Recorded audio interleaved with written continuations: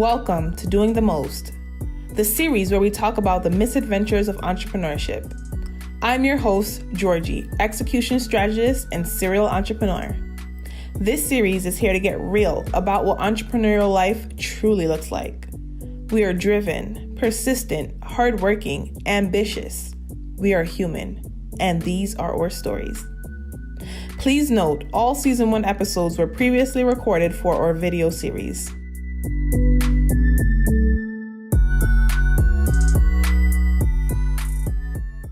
Welcome back to Doing the Most, the misadventures of entrepreneurship. For this week, we have Katherine Rice here with us, the awesome Mayor of Geronimo, Oklahoma. She is also a brand new mom and a wife to an Army captain. She's a serial entrepreneur, a really great doer, awesome person, but I'll let her tell us a little bit more about who she is and what she does.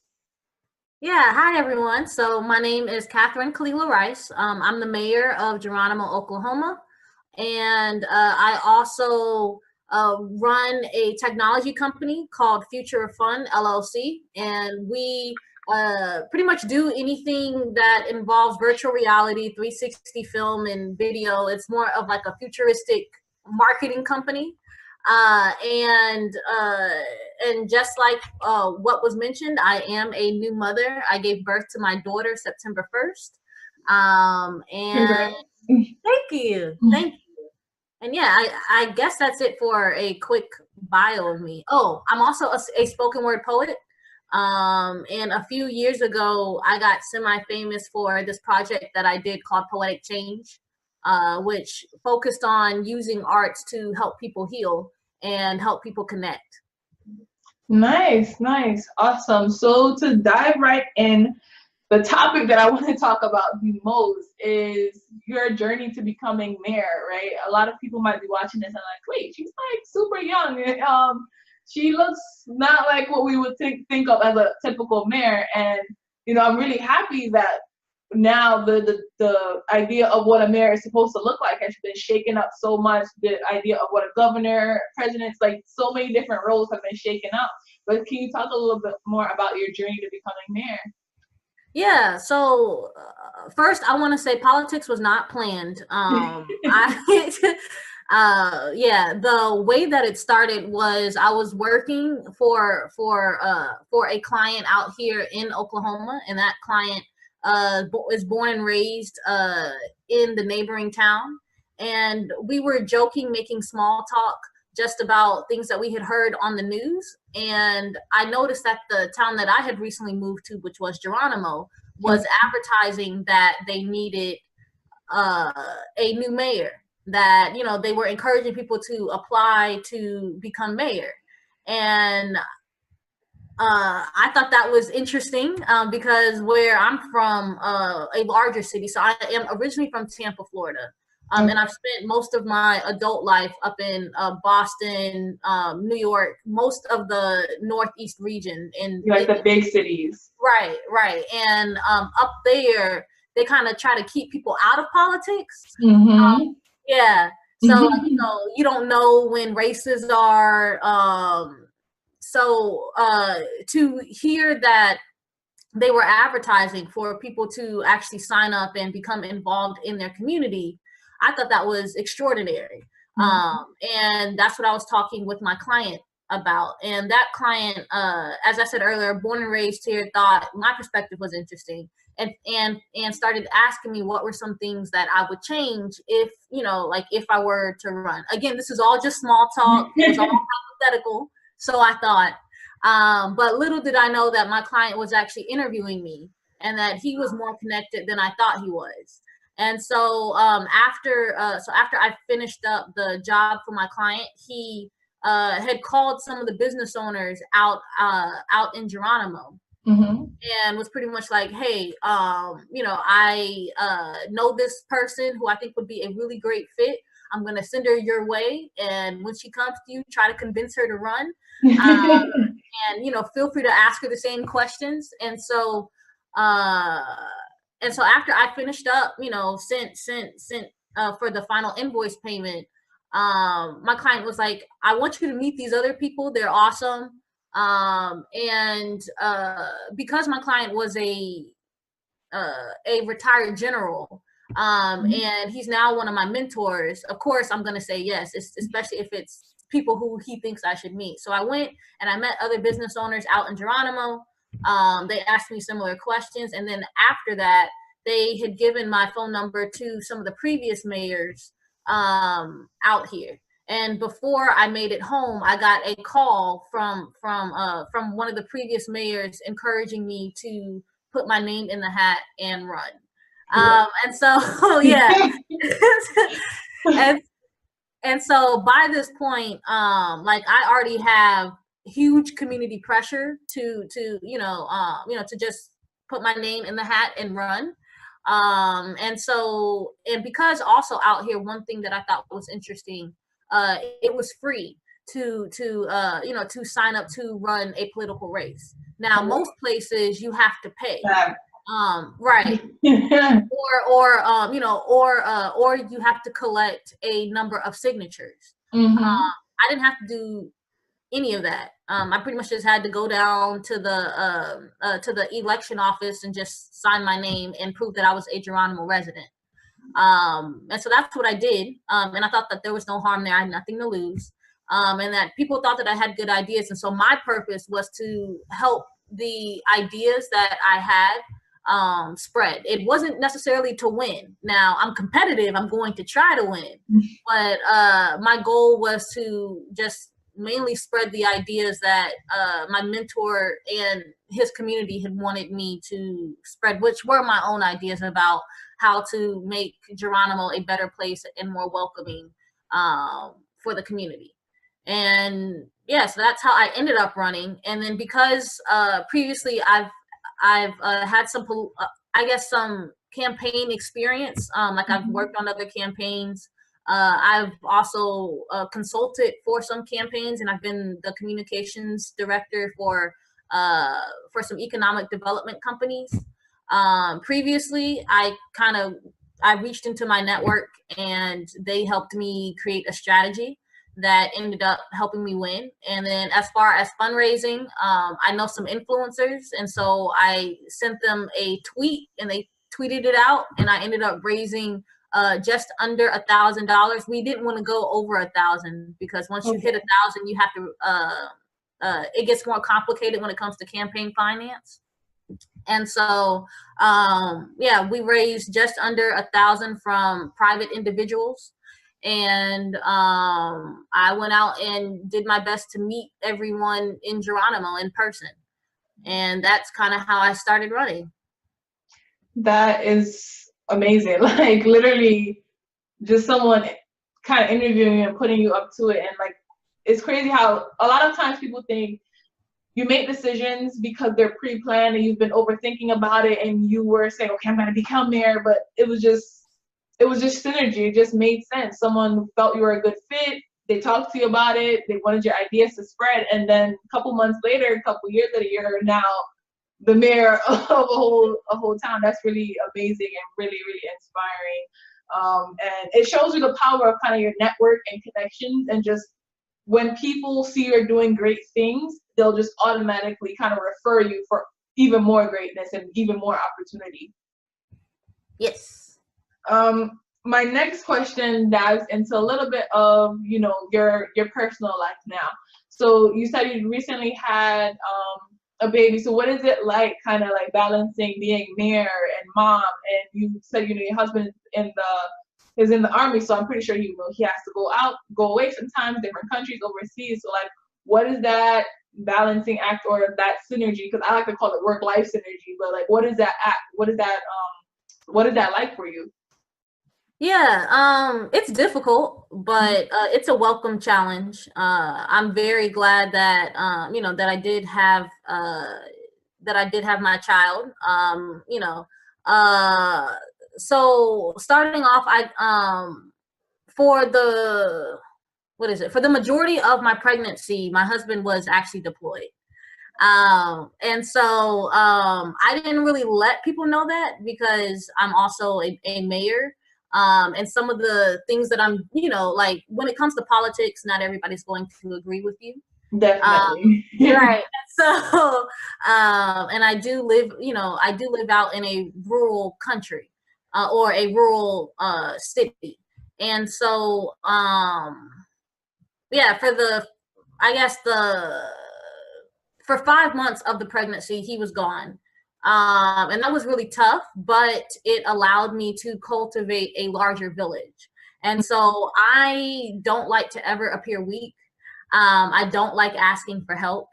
But being pregnant and being physically not able to do some things and still wanting to make the appearance that I can, required me learning how to delegate better and how to become a better communicator, and how to procrastinate less. And so, as far as being mayor, many times I'm very blessed that the majority of our administrative staff, they are all mothers. Yeah. And so they were some of the first people to know that I was pregnant. And I told them because there was some times where I just couldn't make meetings and I needed to cancel because I had like either morning sickness or things like that. And I also didn't want people to know that, oh, she's canceling because she's sick. And so I worked with them to kind of reschedule, but do so in a discreet way. And sometimes I would, things that I didn't really need to handle in person, I would delegate to them. So yeah, I guess in short, just a lot of delegation, and a lot of trusting other people, and a lot of preparation and communication when it comes to what tasks that I want to complete, what my future plans are, how I plan on doing it, and trusting that people can execute on that. And then since giving birth, has also been interesting because I'm also used to being physically in shape. And I didn't realize the toll on your body that like birth has. So I've been sleeping a lot, eating a lot. I've learned to, so my goal now, so I'm used to having about 5 meetings every day. But now I've scaled that back to 1. And kudos to you, girl. And I've also learned that to increase the likelihood that I'll be able to make the meetings and not have to be late, that I try to schedule all of my meetings in the afternoon. So that way, if I sleep in, because she likes to be up like all night sometimes, or like if it's not her, like my husband is, doing things that also causes us to be up, or, come home late because I'm helping him with, other projects he's doing. So I'm tired a lot, in short.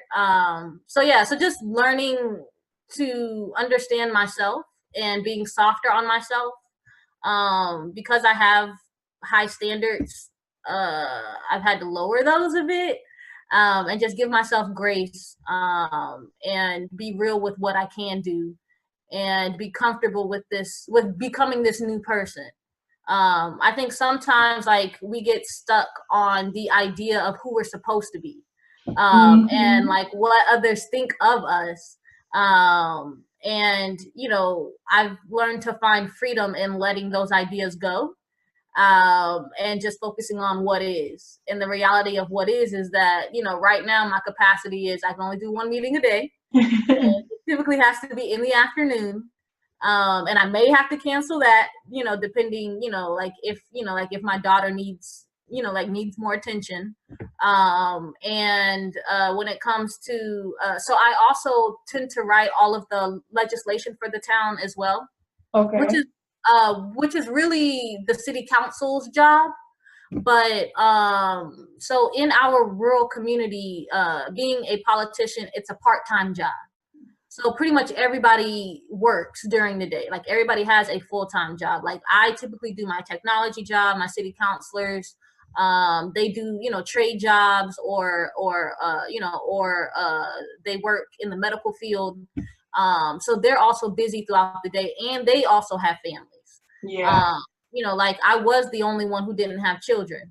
And so what that means is that if I want something to get done, like I said, I typically am the one that has to do it. And so also kind of pressuring them to step up a bit more has also been my route, I guess, in being more of a team motivator.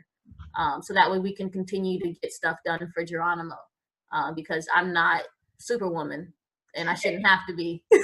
Exactly. Like that was really good, because I see so many times, like I myself, I'm a mom as well. At first, after I had my first child back like in high school, and so being a young teen single mom, it was difficult. But having a second child, like it was a whole, and I was now married, it was like a whole different level of difficult. And I expected the same stuff. Like, I was still trying to schedule like 4 or 5 meetings a day. I'm going to do this. I'm going to wake up. I'm going to, be awesome. And society kind of pressures you. And I feel like, especially as like a Black woman, the pressure is even there heavier, because there's like a stereotype of we are like, this has to be the Superwoman. You have to kill the pig, then fry it, bring home the bacon, then fry it up too, and then wash the dishes after you do all that. And it's just like this whole stereotype around it. So I'm really glad that you're being really verbal about taking a step back, because it's not that you can't do everything that you want to do, it's just that you can't do it all at the same time, right? And just respecting that shift in your life, and that balance is really amazing. I'd like to now ask a question about your misadventure. So tell me a little bit more about your trip to Boston and how you were able to get that Kia from the dealership. Yeah. Okay, cool. So hardly anybody knows this story. So I'm glad that you remembered and brought this up. So when I was attempting to do Poetic Change full time, well, actually, I was doing Poetic Change full time. It was a startup, and it was a arts organization. I was down in Florida to do a trial run of some of the curriculum that we had developed with Poetic Change. I was also helping to volunteer with like art therapy classes. And previously I had gotten the opportunity to kind of workshop Poetic Change up in the Boston area with, there were some Harvard professors that had taken interest in I guess, in what I was doing. There were some student organizations that wanted to partner with us. And so my goal was to get to Boston by like any means necessary. And I didn't, I'm running like an arts organization that is self-funded. We didn't have any venture capital funding. We didn't have giant donor networks or anything like that. So my goal was to get to Boston, but I didn't really have like the financial means. Nor did I have a car. And so what I ended up doing was I had gotten this contract to redo a website of a local restaurant. And then I had also gotten this contract to do like IT support for this business on a short-term basis. And then I got this third contract to do like personal assistant side work, which I got at the last because I realized that I was actually going to try to like go to Boston. And so I went to the dealership, and of course, dealership, they want to see that you have a job, what your annual salary is, like who your co-signer is. And I didn't have a typical job. All of my jobs were self-employment. And so what I told him was that I really needed a car. I wasn't going to leave until I got a car. And that and that even though I don't look like your typical candidate, I will do, like if you trust me, if you, put some faith out on me, like I guarantee you I'll make the payments, you know, I just got to get approved. And here is a projection of I guess, of income that I plan to make in the next year, which was a decent salary.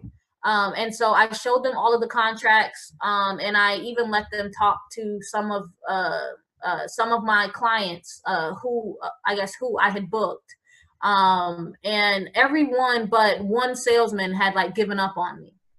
And so we ended up applying for financing for the car.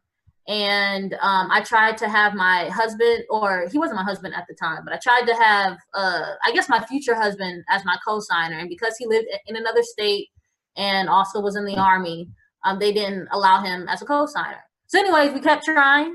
And based off of my word and the word of like the 4 clients that I had, and then also off of the projection, I somehow got approved. So I think that was a miracle in that self. And I named my car Miracle because of that, because normally you won't get approved without, you know, a job, or, well, I mean, I do have a job, but like a stereotypical job and proof of income.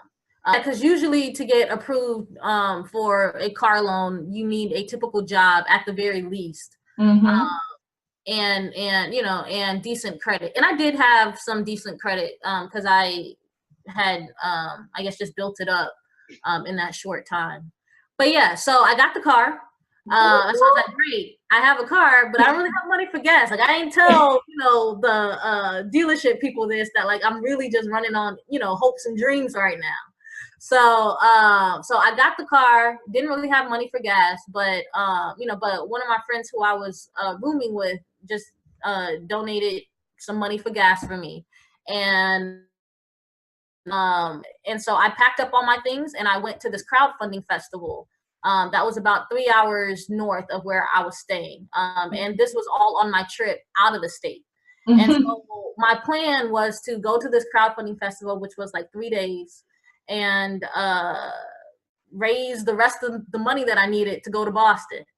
And so I pretty much went to the crowdfunding festival, first time there, told people about Poetic Change and what my hopes and dreams were. And I was the only person there. Most people at this crowdfunding festival like came with teams of like people, so that way they could, you know, interact with the crowd and have somebody watch the money and all that other stuff. It was just me.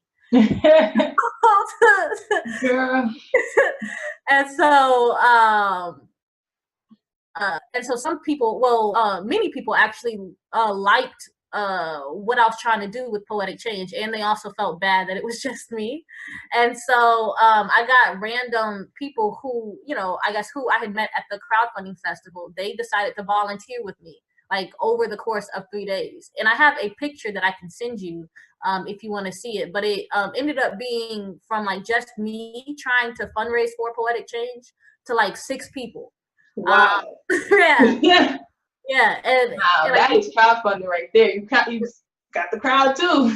Right. And like these were all people who I had like never met before. And so we, you know, all were like working the booth, and like they came up with like other ideas for signage. And so long story short, you know, we ended up raising enough money to where I could safely drive up to Boston and finish developing Poetic Change. Oh, also, side note, so also one way that we ended up showcasing what Poetic Change was that I would perform, you know, at the crowdfunding festival. And so people, so I played the djembe drum as well as spoken word poetry. And people really liked that. And so what ended up happening was that, so after I gathered like the 6 people to help me at our booth, other booths who didn't have any type of like entertainment would also pay me to be entertainment over at their booth to help them crowdfund. And so that was really cool. And then I booked a few gigs after that as well. And so yeah, so we ended up raising the funds that I needed to go up to Boston. And so after the crowdfunding festival was done, I just drove to Boston and prayed that like nothing was wrong with the car and that we didn't have any complications, because I had just enough But also, so I didn't just go to Boston with like no job or anything. I did have a summer job lined up with a educational summer camp to teach like engineering to middle school students. And so once I got up there, I waited about like 1 week, and then the next week that job started, and then I became more financially secure to where I knew I could pay my rent for at least a few months. At least a little bit. Right. You know, again, hoping nothing was going to happen. Like I didn't get too many parking tickets or my car got towed, because if that would have happened, I would have been out of luck. But yeah, so we got up there. I took that job, and then while I was doing that job, I was able to get involved over at Harvard, over at Impact Hub, and then partner with different organizations to help me further develop poetic change. And what I learned from that was that the current, I guess, the way I was running Poetic Change as a nonprofit, I was kind of running it in a way that would have always made me dependent on rich people giving me money. We didn't really have any like substantial products at that time other than curriculum that was in development. And the curriculum that I had was geared towards like enterprise clients. So like school districts. And to get those types of contracts, it takes a really long time. And so if I would have continued to run and we also did like some open mic shows and some poetry shows, and then we would use those shows as a way to help people heal and talk about their differences or struggles or things like that. But they were all free. I didn't really want to charge for that. And so the way we were running it, sustainable based off of my own views as to how art should be used. Like I think good people should also be compensated a lot. Like I think good people should be rich. I think artists should be rich. And the way that I was running it, it was more community service kind of. Right, which I find a bit predatory. Like, you know, you're really talented and gifted and valuable, but I'm not going to pay you as, like your worth. And so, and so that's what I realized the way we were running Poetic Change. We were also profiting off of people's pain. And I didn't want to have to continue to tell the story of like my own trauma or like other people's trauma through poetry to get people to connect and donate with us. Like something about that just didn't seem right. Yeah, and so that's what going up there helped me realize. And so since then we've started to redo our model. We've started to create new products that's focused on joy and happiness and building a image of the world that we want to see, as opposed to the opposite, which is pointing out the problems that there are. You go.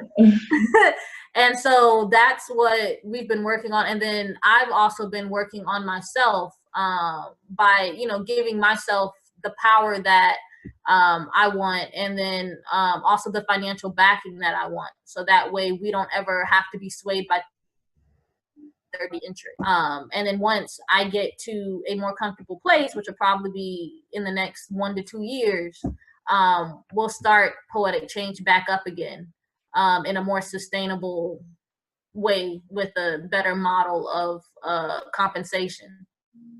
Yeah, so I just want to say a big congrats to all of that, and to the audience watching and listening. What I want to highlight here is her persistence, right? If you have an opportunity presented to you, don't just say, oh, I can't afford it, or I don't have the money, or I don't have the time. Like, see other ways, alternate ways, or just go for it. Like, the worst thing that someone could say is no, and then guess what? It's not even that bad, because you can move on to the next person. She walked into the dealership and said, listen, I'm gonna leave the car today. And it happened. And if that didn't work, continue to go to different dealerships. There's so many different ways. And that was a few years ago. Now there's Zipcar. There's so many different channels. You can even get like an Uber in like a weird way. There's so many opportunities out there. You just have to look for them and say, I'm gonna make a way. Like, there's no way right now, but I'm gonna make a way. It's possible. And then another thing is like reaching out to the community and just being really authentic and connecting with people. That way, one, they could build trust with you, you could build trust with them, and then you guys could build something amazing together. You went to that festival with just yourself and came out of it with not only funds, but new friends and supporters of your business, people that were willing to hire you for different shows.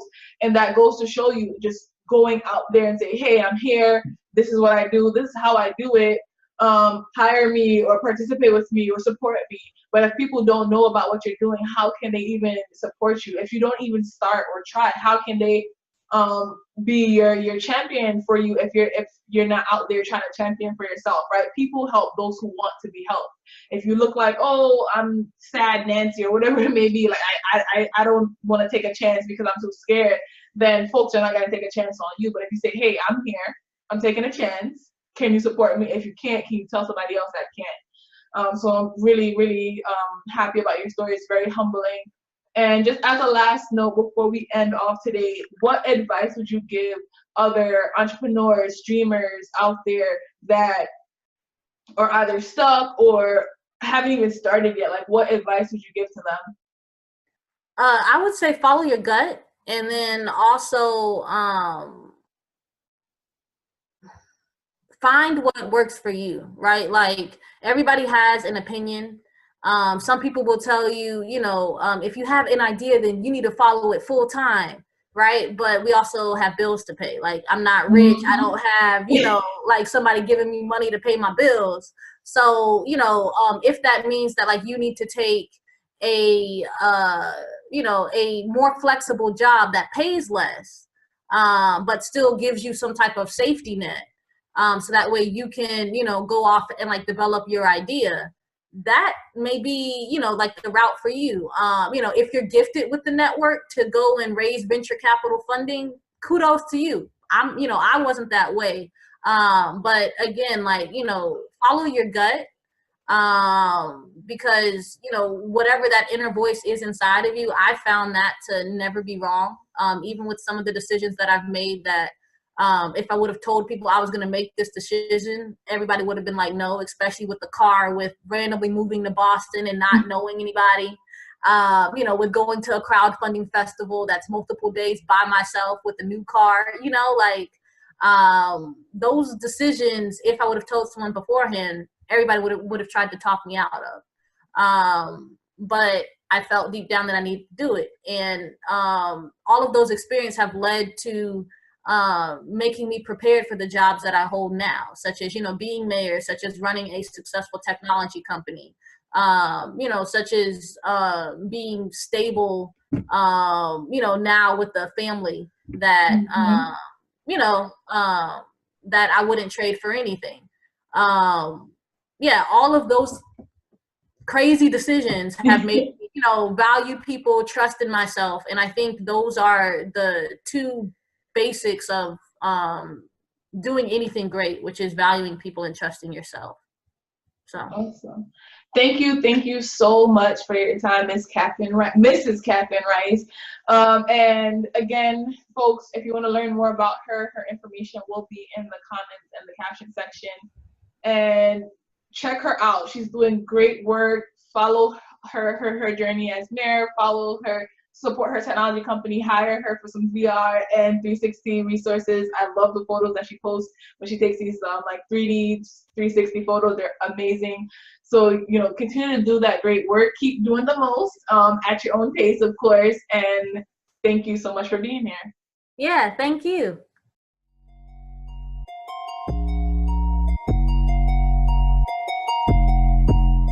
Thank you for tuning in to this week's episode of Doing the Most. Catch us here next week, same time, same place.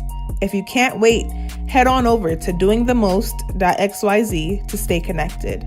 Until next time, keep on doing.